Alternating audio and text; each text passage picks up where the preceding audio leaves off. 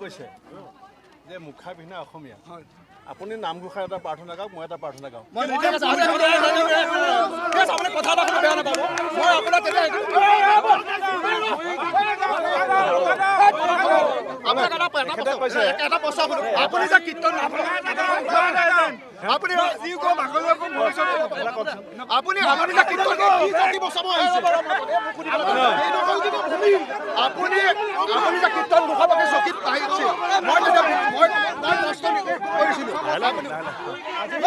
আপোনালোকে এটা কথা কওক জাতি বচাম বুলি ক'লে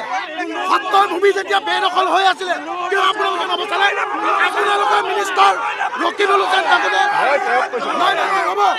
ৰকিবুল হুছেইন আপুনি ৰামপুৰ সত্ৰখন ৰামপুৰ সত্ৰখন উলিয়াই দিব পাৰিব ৰামপুৰ সত্ৰখন পাৰিব আপুনি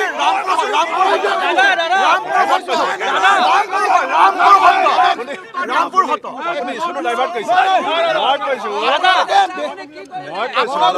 তেওঁ কৈছে যে আমি ভুৱা অসমীয়া মই কৈছো ৰ'ব আপোনাৰো শুনিলো ন শুনিলো ভাইটি তোমাৰ কথাটো শুনিলো তোমাৰটোতো শুনিলো ন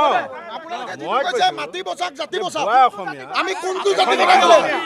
এটা কীৰ্তন এটা গীত আপোনালোকে চাওক আমি নিউজৰ আগত কীৰ্তন কথা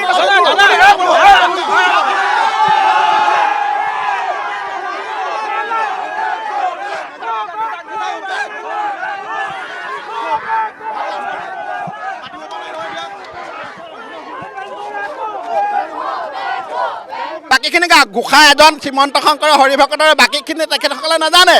নামঘৰত গৈ নাপায় মছজিদত যায় মৌলবী মৌলানাৰ লগত তেখেতসকলে বহি আলোচনা কৰে আৰু ইয়াত ৰাস্তাত